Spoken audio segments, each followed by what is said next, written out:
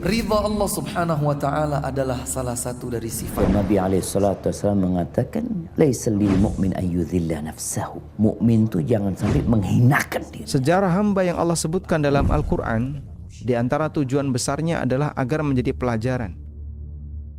Bismillahirrahmanirrahim. Assalamualaikum warahmatullahi wabarakatuh.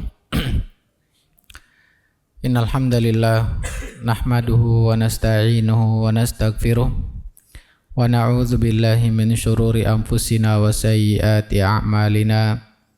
Man yahdihillahu fala mudhillalah wa may yudlil fala hadiyalah. Asyhadu an la ilaha illallah wahdahu la syarikalah wa anna Muhammadan abduhu wa rasuluhu la nabiyya ba'd. Kaum muslimin, kaum muslimat yang dirahmati dan dicintai oleh Allah Subhanahu wa taala. Kita kembali melanjutkan kajian fikih muamalah maliyah dari pembahasan buku fikih ASN dan karyawan yang ditulis oleh Ustadz Aminur Baits.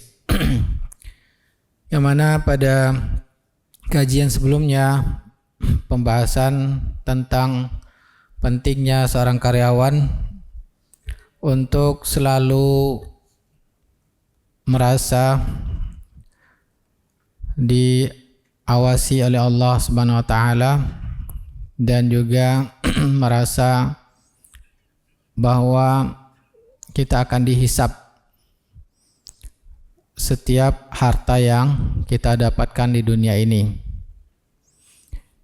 Tujuannya agar kita lebih mudah setelah begitu yakin adanya kehidupan akhirat, adanya hari pembalasan, untuk meninggalkan hal-hal yang berat dalam cobaan-cobaan menjadi karyawan. Karena tantangannya sesuatu yang sangat kita cintai, yaitu masalah harta. Sehingga perlu penguatan keimanan tentang hari berbangkit. Kemudian penulis memberi pembahasan setelahnya tentang pemahaman yang menyesatkan, dengan judul pemahaman yang menyesatkan. Kenapa menjelaskan pemahaman menyesatkan ini? Ini menjadi suatu alasan bagi sebagian orang untuk tetap melakukan pekerjaan yang bertentangan dengan syariat Allah Subhanahu wa taala. Subhat inilah yang selalu mereka gunakan, akhirnya berani tetap melakukan hal-hal yang diharamkan sebagai karyawan. Apa di antara pemahaman yang menyesatkan ini? Tentunya menyesatkan ini tidak sesuai dengan dalil dari Al-Quran dan hadis Nabi SAW. Di antaranya pemahaman sebagian orang yang mengatakan, yang memahami yang penting sholat, kemudian banyak ibadah, beres. Nah, penulis mengatakan demikian. Ya. Kenapa penulis menulis ini? Ternyata penulis menyampaikan ada seorang tokoh masyarakat, bahkan perwakilan rakyat, ya, anggota perwakilan rakyat. Nah ini, ya, kalau sudah mewakili rakyat berarti ada di antara rakyat yang berpendapat, yang memahami seperti ini, yang mengatakan perkataannya sing penting ki salat, rajin ibadah, tahajud, kabeh beres. Bahasa Jawa, saya bisa bahasa Jawa saja. Artinya yang penting sholat, kemudian rajin ibadah, tahajud, maka semuanya beres. Nah, ini pemahaman yang dipahami tokoh masyarakat. Maka, ya, bagaimana pemahaman seperti ini? Ya, jadi kita lihat penulis melihatnya. Di antara kesalahan pemahaman ini, beliau menyampaikan di antaranya itu kesalahannya berdasarkan hadis yang diriwayatkan dari Abu Hurairah radhiyallahu anhu. yang mana seorang berkata, "Ya Rasulullah, inna fulanah yuzkaru min kathrati salatiha." Wahai Rasulullah, sesungguhnya si fulanah, ada seorang wanita yang mana yuzkaru min kathrati salatiha, terkenal sangat ahli salat, banyak salatnya. Ya, salat wajib dan juga tentu kalau banyak berarti diiringi dengan salat sunnah lainnya. Kemudian juga wasiyamaha wasadaqatiha, juga terkenal dengan bagus puasanya, banyak puasanya dan juga banyak bersedekah. Ghairu annaha tu'zi jiranaha bilisaniha. Tetapi wanita ini juga selain sholat banyak puasa dan sedekah, menyakiti tetangga-tetangganya dengan ucapan lidahnya. Ya, suka menyakiti dengan ucapan-ucapan yang keluar dari mulutnya. Maka Rasulullah SAW mengatakan, "Hiya finnar." Dia berada di api neraka. Hadis ini diriwayatkan oleh Imam Ahmad dan dihasankan oleh Syu'aib Al-Arnaud. Nah, jadi jelas dari hadis ini menunjukkan bahwa ada ya pembalasan setiap dosa yang kita lakukan. Adanya hari pembalasan setiap ya dosa yang kita lakukan. Kemudian bisa jadi ya kesalahan ini diakibatkan, di sini tidak disebutkan, tapi saya coba memahami ya. Memahami kenapa masyarakat kita ada yang berpemahaman bahwa yang penting itu sholat. Kalau sudah sholat, maka banyak ibadah, maka selainnya insya Allah beres. Ternyata ada hadis, ya, ada hadis. Di antaranya seseorang pernah bertanya kepada Syekh bin Baz, yaitu pertanyaannya, saya pernah mendengar awwalu ma yus'alu anhu al-'abdu yaumal qiyamah anis shalah. Hadis yang menyatakan bahwa nanti pada hari kiamat, hari pembangkitan, yang paling pertama kali ditanyakan, ya dihisab, yaitu seorang hamba tersebut adalah masalah salatnya. Fa in salahat salaha amaluhu. Seandainya baik salatnya, maka seluruh amalannya menjadi baik. Nah, ini yang ditanyakan kepada Syekh bin Baz. Maka Syekh bin Baz menjelaskan, mungkin ini yang menjadi dalil sebagian masyarakat kita, ya, bahwa kalau sudah sholat maka otomatis amal yang lainnya menjadi baik, walaupun melakukan perbuatan memakan harta yang haram sebagai karyawan. Nah, maka Syekh bin Baz menjelaskan, ya, hadis yaitu awwalu ma yuhasabul 'abdu min amali sholatuhu fa in salahat faqad aflaha wa anjaha. Beliau menyampaikan bahwa hadisnya yang pertama kali dihisab seorang hamba amalannya pada hari kiamat itu adalah salatnya. Maka apabila salatnya baik, maka sungguh dia aflaha wa anjaha, dia beruntung dan sukses. Wa in fasadat faqad khaba wa khasira. Seandainya salatnya rusak, ya, maka dia akan rugi dan menyesal, ya. Maka memahami hadis ini bagaimana? Syekh bin Baz menyatakan, yakni in sahhat salatuhu wastaqamat, jika salatnya sah, ya, dan benar-benar istiqamat, dia mendirikannya itu istiqamat, berarti sesuai dengan hak-hak salat, terpenuhi rukun, syarat sah, ya, dan lain-lainnya. Kemudian waqabilahallahu minhu, kemudian setelah itu Allah menerimanya, ya, karena ibadah itu kita ketahui bukan hanya tuntunan saja yang kita penuhi, karena kita tahu amal ibadah itu diterima Allah Ta'ala selain dari tuntunannya sesuai dengan tuntunan Rasulullah SAW, apalagi yang kedua, yaitu harus ikhlas karena ta'ala. Nah, kemudian Allah menerimanya, artinya sudah sesuai tuntunan Rasulullah SAW dan Allah menerimanya. Fadzalika min asbabi qabuli baqiyati amalihi. Maka ini baru salah satu sebab ibadah yang lain diterima oleh Allah Ta'ala. Nah, ini harus dipahami ya. Ini baru salah satu sebab ibadah-ibadah lainnya diterima. Ya, diterima dulu sholatnya. Kalau sudah diterima Allah Ta'ala, baru ibadah yang lain diterima. Wa in adha'as shalah, seandainya dia menyia-nyiakan sholatnya, walam tastaqimis shalah, dan dia tidak menunaikan sholat itu hak-haknya sholat, mendirikannya sebenar-benarnya, fahuwa min asbabi diya'i a'malihi, maka itu salah satu sebab amalan yang lainnya pun akan sia-sia. Ya. Jadi fassalah kal mizani li baqiyatil a'mal. Salat itu adalah timbangan untuk bisa kita mengukur amal ibadah lainnya pun akan diterima oleh Allah Subhanahu wa taala. Ya.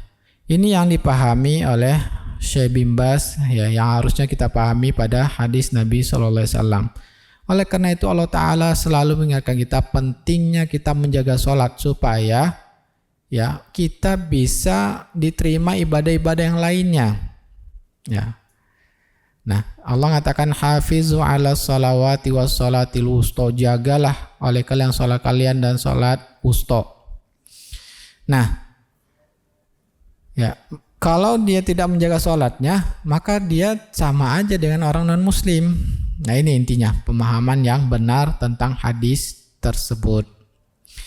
Kemudian jadi kesimpulannya bahwa kesalahan dalam memahami ya, kalau sudah sholat penting kemudian banyak ibadah, maka ya semuanya beres sebagai alasan untuk melakukan hal-hal yang haram, biasanya itu yang kesalahannya, sehingga dia beralasan, wah saya tidak apa-apa melakukan korupsi, kemudian melakukan kezaliman pada karyawan, yang mana ya kalau saya sholat dan banyak ibadah, maka ini akan menjadi baik amalannya.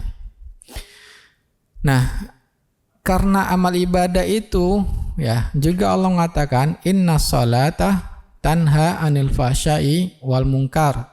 Sungguhnya salat itu sendiri ya mencegah seseorang dari perbuatan keji dan mungkar.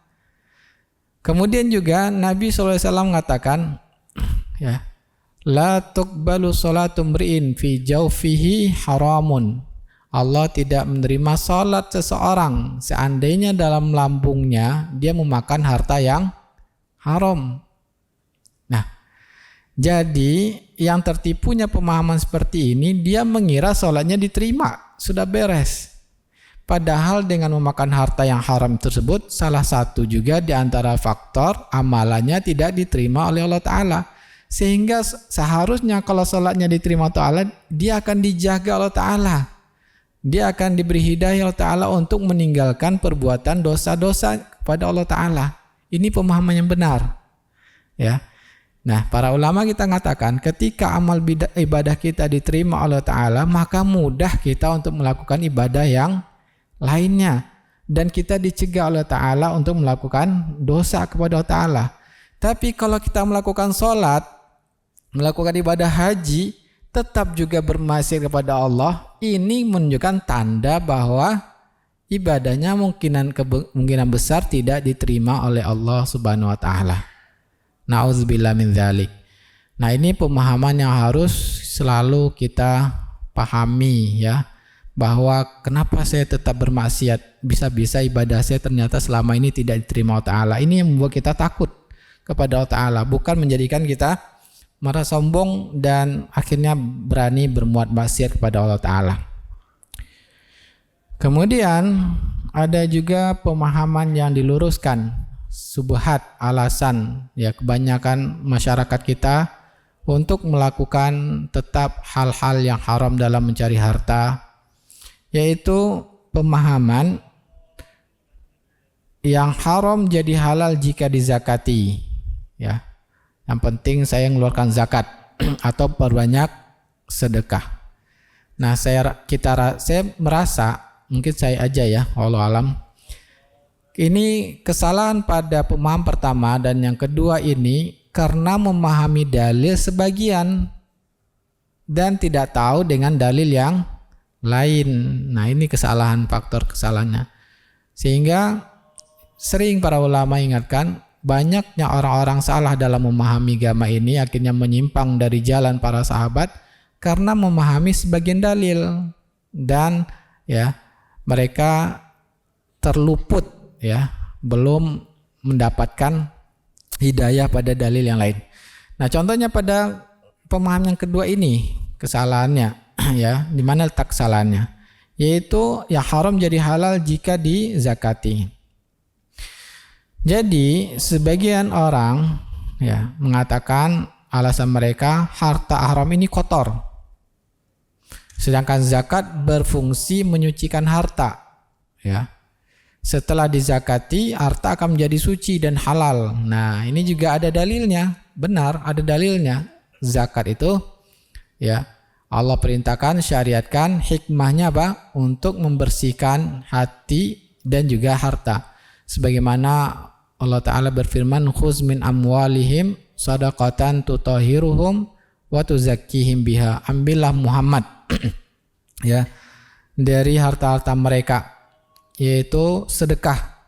Sedekah di sini maksudnya sesuatu yang wajib ya, karena diperintahkan Nabi untuk langsung mengambilnya.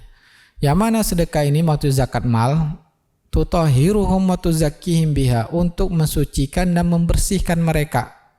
Ya, menyucikan dan membersihkan. Para ulama menjelaskan bahwa membersihkan hati ya dari sifat pelit. Karena setiap manusia itu sangat mencintai harta. Nah, setiap manusia itu pelit terhadap hartanya. Sehingga Allah mewajibkan kita mengeluarkan zakat ini agar hati kita bersih, makin ringan untuk ya kotoran tersebut. Nanti akan, kalau sudah melakukan yang wajib, nanti akan dimudahkan untuk melakukan sedekah. Ya, sedekah sunnah, sehingga hilang rasa pelit. Dan Allah menjamin bahwa wa may yuqashuha nafsihi faulaika humul muflihun.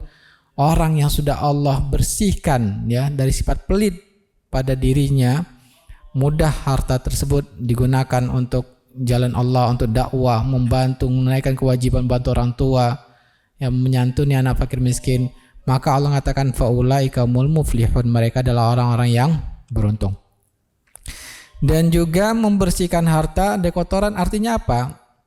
Bahwa harta kita itu ya, kalau sudah mencapai batasan tertentu, di sana ada hak fakir miskin. Nah, kalau kita tidak mengeluarkannya, ini menjadi harta yang kotor, haram kita bagi kita. Itu maksudnya ya, membersihkan bahwa kalau sudah sampai tertentu itu ada hak orang lain, harus dikeluarkan. Kalau tidak dikeluarkan, di sana letak kotornya. Dan ini yang dipahami para ulama. Subhat ini biasanya selain hawa nafsu kena pelit dalam mengeluarkan harta, juga bisa jadi bisikan-bisikan dari setan. Ya, bisikan dari setan yang memberikan pemahaman kepada kita seolah-olah benar yang kita lakukan. Dan ini yang disebutkan Allah Ta'ala dalam surat Al-An'am. Wa kadzalika ja'alna likulli nabiyyin aduwwan syayatinal insi wal jin. Dan demikianlah kami jadikan pada setiap nabi ada musuh-musuhnya dari golongan syaitan dan golongan manusia dan juga golongan jin. Yuhi ba'dhum ila ba'din zukhrufal qawli ghurura, yang mana satu sama lain membisikkan perkataan-perkataan yang indah-indah untuk menipu manusia ya. Walau syaa rabbuka ma fa'alu fadharhum wa ma yaftarun walitasgha ilaihi afidatul ladzina la yu'minuna bil akhirah waliyardauhu waliyaktarifu ma hum muktarifun. Maka jikalau Allah menghendaki, niscaya mereka tidak mengerjakannya, maka tinggalkanlah mereka dan apa yang mereka ada-adakan, dan agar hati kecil orang-orang yang tidak beriman kepada kehidupan akhirat cenderung kepada bisikan itu. Mereka merasa senang kepadanya dan berupaya mereka mengerjakannya apa yang mereka yakini. Jadi bisikan-bisikan ini sebagai alasan yang membujuk mereka untuk tetap melakukan maksiat pada Allah Ta'ala. Ya. Dan itu bisa dari memang hawa nafsunya manusia itu sendiri atau dari bisikan syaitan. Maka ya di sini Allah katakan tinggalkanlah mereka, ya, karena mereka memang mengingkari akhirat dan lebih cinta pada dunia. Dan para ulama katakan itulah sebagai syubhat, alasan untuk melakukan sesuatu yang haram. Kita lihat pemahaman yang benar, bagaimana seharusnya memahami yang benar, ya, dalam masalah zakat itu. Hikmahnya membersihkan.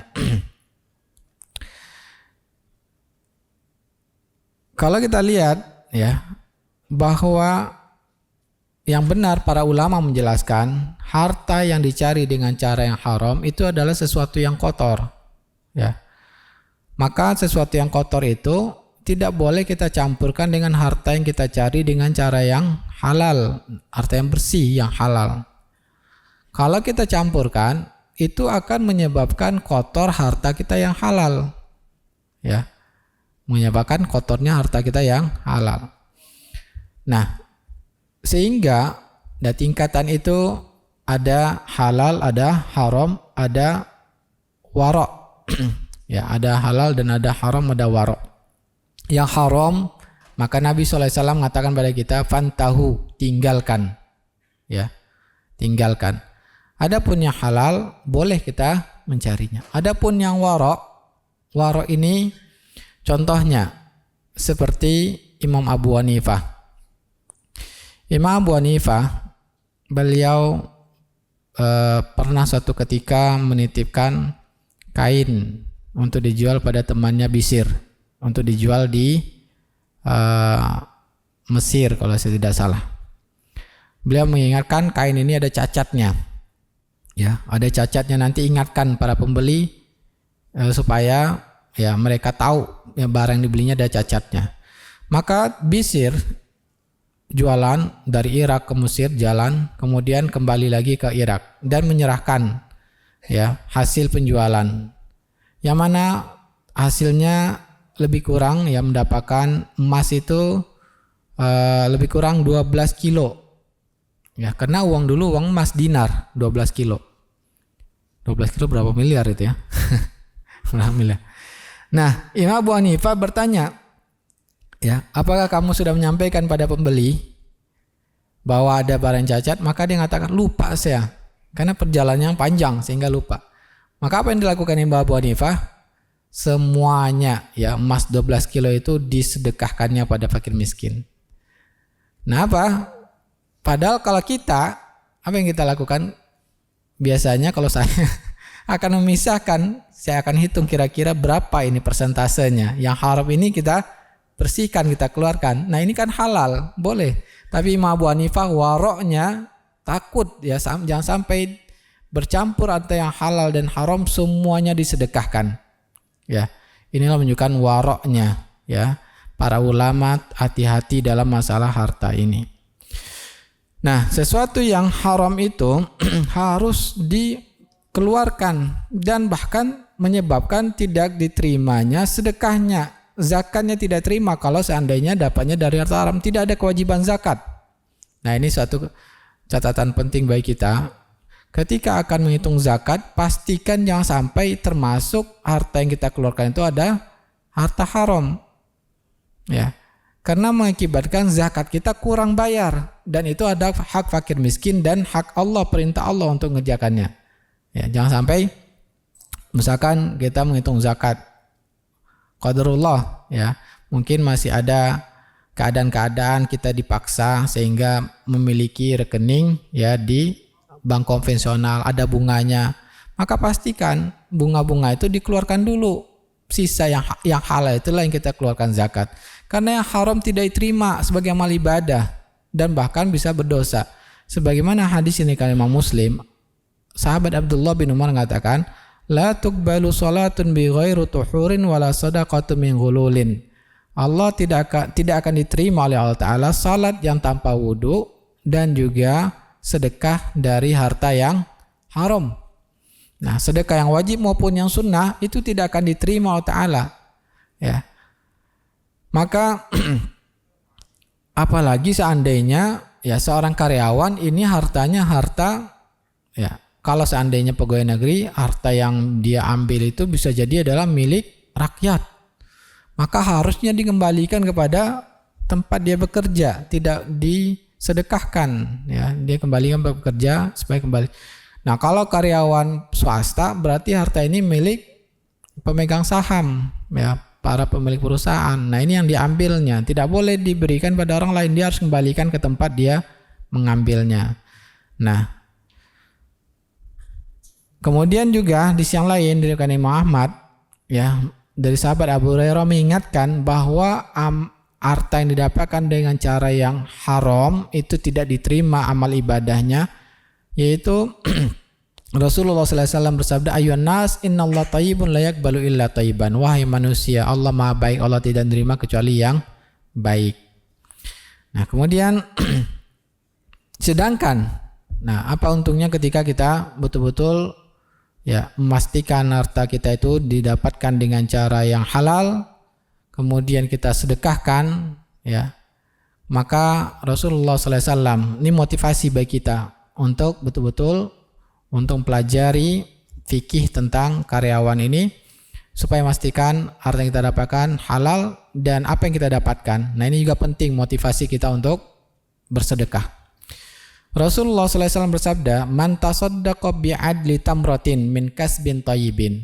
Barang siapa yang bersedekah seukuran kurma, ya, tamratin satu buah kurma, min kasbin thayyibin, kurma, ya, kurma satu buah satu biji.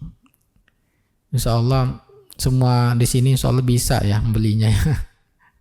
Insyaallah semua di sini bisa beli satu kurma. Jangan satu biji, berkilo-kilo bisa semuanya. Amin. Nah, kemudian mensedekahkan, tapi itu dari harta yang halal. Wala yaqbalullahu illa thayyiba, dan diingatkan Nabi bahwa Allah tidak menerima kecuali yang baik. Nah, ini diingatkan kembali ya bahwa Allah hanya menerima amal ibadah itu dari yang baik, dari harta yang halal. Kemudian ketika dia diterima Ta'ala, wa innallaha taqabbalu bi yaminih, Allah akan menerimanya amalan tersebut, sedekah tersebut dengan tangan kanannya. Tsumma yurabbiha li sahibiha, kemudian Allah kembangkan, ya, Allah kembangkan untuk pemilik sedekah tadi. Kama yurabbi ahadukum fuluwahu. Nah, Rasulullah SAW menggambarkan, ya, bagaimana Allah mengembangkan sedekah seorang hamba tersebut di akhirat pembalasannya, sebagaimana kalian memelihara fuluwahu, benihnya. Ketika kita ya menanam, ya misalkan apa yang kita tanam yang banyak buahnya, padi misalkan, kita satu benih padi itu kita tanam, maka apa? Tumbuh menjadi pohon padi dan itu akan banyak buahnya, ya. Maka sebagaimana salah seorang kalian memelihara bibit yang dia tanam, hatta takuna mithlal jabal, akhirnya ya yang mana satu buah biji kurma tadi kalau Allah yang mengembangkannya seperti gunung dan dijadinya, ya. Muttafaqun alaih. Hadis ini diriwayatkan Imam Bukhari dan Imam Muslim, ya. Jadi Nabi menggambarkan kalau kita, ya, bagaimana kita memelihara ya, maka Allah pun akan mengembangkan setiap sedekah yang kita sedekahkan, satu biji kurma bagaikan gunung besarnya. Maka jangan sia-siakan untuk bersedekah, dan juga yang paling utama adalah dari harta yang halal, ya. Kemudian para ulama mengatakan langsung saja bahasa Indonesianya, harta haram semuanya kotor sehingga tidak bisa dibersihkan, ya. Yang wajib dilakukan terhadap harta haram adalah mengembalikan harta itu kepada pemiliknya jika memungkinkan untuk mengetahui siapa pemiliknya. Jika tidak, wajib mengeluarkan semua harta haram itu dari wilayah kepemilikannya, memisahkan dari hartanya, ya, dalam rangka membebaskan diri dari harta haram dan bukan diniatkan untuk bersedekah. Ini yang disepakati di antara semua ulama berbagai mazhab. Ya. Jadi jelaslah dari sini para ulama kita menjelaskan bahwa jangan tertipu. Ya nggak apa-apa saya melakukan korupsi, nanti saya akan sedekahkan. Bahkan ini pemahaman orang-orang yang dilakukan non-muslim. Ketika mereka mencuri, nanti diberikan dari orang kaya, diberikan pada orang miskin. Robin Hood ini ya. Baik. Nah, semoga kita selalu diberikan hidayah Ta'ala untuk senantiasa mempelajari hukum Allah Ta'ala, memastikan bahwa harta yang kita cari adalah dengan cara yang halal, sehingga dari yang halal tersebut Allah menerima ibadah-ibadah kita semuanya. Amin ya rabbal alamin. Sisa waktu kita diskusi dan tanya jawab. Silakan jika ada yang kurang yang ingin didiskusikan atau pertanyaan di luar tema juga dipersilakan. Silakan.